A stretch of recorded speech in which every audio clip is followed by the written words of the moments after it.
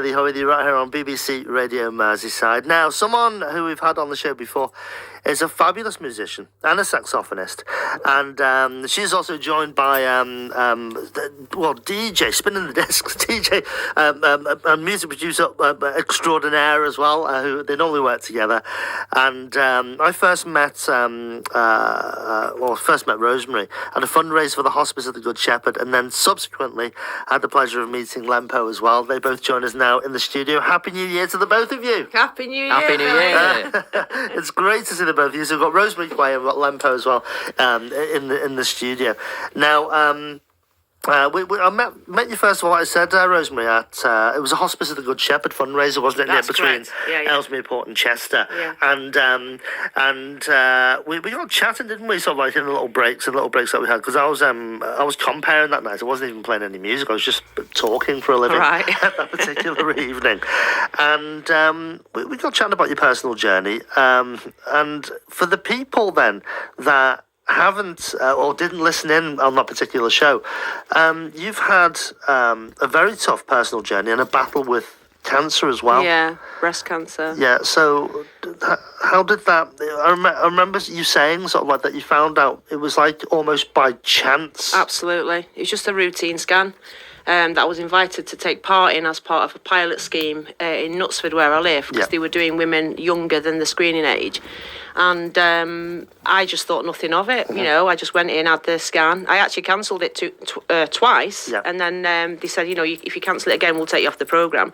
Long story cut short, I had the mammograms, and then I had a letter a week later saying they found an abnormality. So then I went in, and then they said, I've got breast cancer, and I was absolutely terrified. Obviously, it just hit me like a bolt of lightning.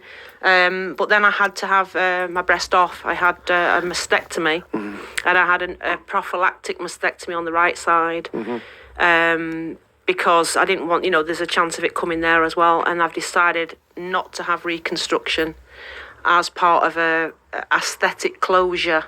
So there's a big movement that started in Canada for women who were saying, we're going to say to surgeons that we don't want automatic reconstruction, because surgeons assume that you want to have breasts. Yeah. But I'm not bothered in the slightest. I'm happy being flat and advocating, that this is a woman's right. And luckily, the cancer was caught early. It didn't spread to the lymph nodes or anything. I've been on cancer meds for 4 years and 6 months. Right. So I've got another 6 months to go, and then I'll have done my 5 years. So I've come out the other side. It's been a long journey, hasn't it? It has, yeah. It's been a long journey, and those decisions, or the decision that you made, it was, was that frowned upon, sort of like by the medical community as such, as a whole, or by people? Did you have people come and say, "Why are you doing it?" Yes, I mean, a lot of people have said, "Oh, why don't you get a boob job, get it done?" And I'm like, "Well, because I'm not interested. I'm not particularly bothered." And there's a lot of women actually who feel the same way, because I'm a member of a lot of groups, right? And there's so many who are saying, there's now this pack that they've generated, which goes out to all the hospitals, at least in Canada and sort of America and Europe, and I think it's coming through to the UK as well, where surgeons are having to look at this and say, okay, well, these are the options which we'll give to women. You can have reconstruction immediate, you can have delayed reconstruction, or you can have aesthetic closure. Yeah. So luckily, my surgeon, Miss Rochinol, being a woman, she understood. I think maybe if I had a male surgeon, it might have been a different argument. I don't know, but she was very understanding, very accommodating, and she did a very neat job. So I'm happy. I've just had a few tattoos done, but I'm happy being flat. And there's a lot of women as well. I think there's more and more women now who are of the mindset that hey, I don't need to go through all that surgery and etc. etc. So it doesn't affect me in any way. So it's important, isn't it, what you've said there? It's about having options and having a choice.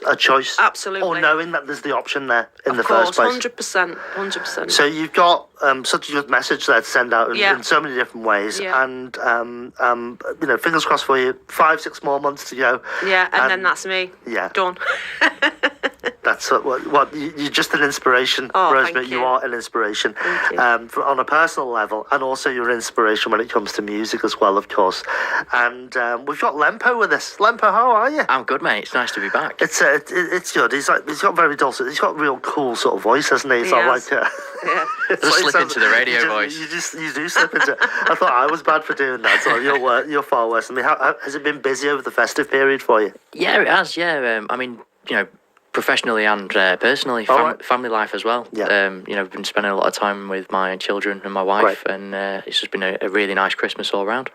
That's lovely. What about you, Rosemary? Same sort of thing. Have you done a lot of work together? Have you worked a lot together, or? Well, we're working on a new track at the moment. Right. Okay. After we've had 2 number ones, I was going to mention that. That's fantastic. We're working on a baritone track. Because I play both tenor and baritone, but I have a particular love for the baritone. Right. And so me and Mike are Mike's gonna write the song, and I'm gonna create the melody around it. It's well underway. Yeah. Well underway. Yeah. We've got a few like in the works. Right. We've got another one with Robert Owens, who's a massive vocalist from the States. Yeah. He worked with Trax Records and Nervous through the 80s and 90s. He was part of Fingers Inc. And so we're looking forward to working on that one, get that one finished. We're also working with Lord KCB from Us 3. Again, jazz band from the UK, but they're now based in the States, and KCB is their vocalist.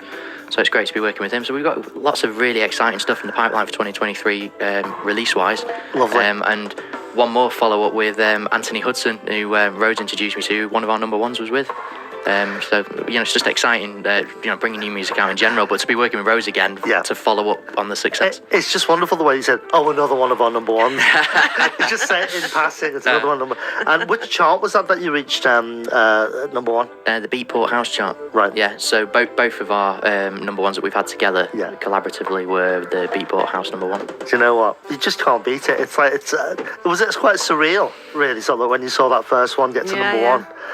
It's just wonderful. And are you aiming there again, dare I say? Oh, 100%. Great. 100%. Now, we've just got playing in the background here. This is the single that you brought out on the 9th of December. That's right. And what's this one called, Rosemary? It's called Piper's Pally. It's actually a saxophone version of another track called Ricky, with Carlton Livingston, who's a well-known reggae artist, and he's had hits with Shabba Ranks. All right, okay. And his producer is also another of my producers, Ted Ganung. Right. We've had some, chart success.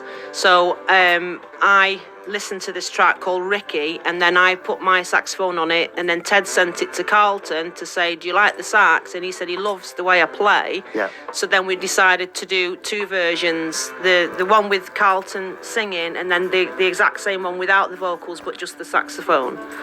It's wonderful. You can definitely hear the reggae influence sort of like in this one as well. I tell you, that takes me. As soon as you said Shabba Ranks, then that took me right back then to the 90s. Took me right back to the 90s. Whenever you hear his name, all I hear is Shabba. I know, that's what I was hearing in my head. Mr. Loverman. Mr. Loverman, yeah, all those classics from the day. Yeah. So I mean, obviously there are a couple of the producers and artists sort of like that. Yeah. You've got connections there, Rosemary. What about your inspirations when it comes to playing sax? Who were your inspirations as you were growing up? Well, as I was growing up, it would be like Junior Walker and the All Stars, funnily enough, and UB40. All right, okay. And also Pharaoh Sanders, who sadly passed. Yeah.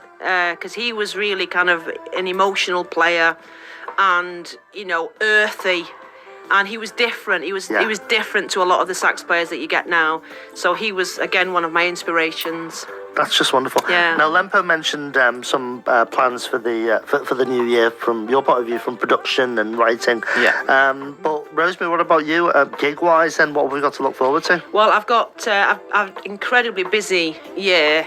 December was nuts. But I've also got a residency in this new pub. Yeah. Well, it's actually, the pub has been closed for some time, but it opened in July last year.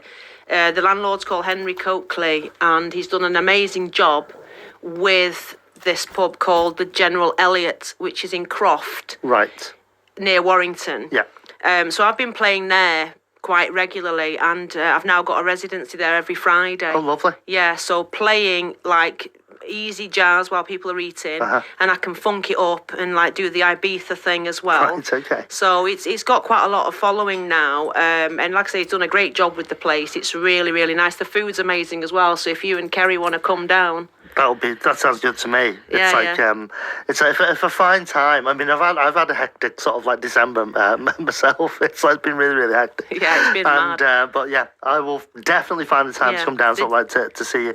Yeah. So are you involved in that as well, Lempo, or is it? No, that's all Rose. That's all Rose. Well, I'm gonna ask Henry actually if he wants to have. Well, you're putting him on the spot now by saying it on radio, aren't you? You've heard it here first. Yeah, you've heard it here first. Come down and do your thing. Yeah. So, how do we find out more about you? Where do we go? Lempo, start with Lempo. It's dead easy for me. Just go to lempo.co.uk and that'll give you a link to everything and everywhere. Lovely. Rosemary, what about you Same yourself? with me, rosemaryquay.com. Quay spelled Quaye, as in Finley Quay. Yeah, that's right. Because he's like my second cousin. So. Oh, right. Yeah. Oh, there's connections everywhere. Yeah, there is.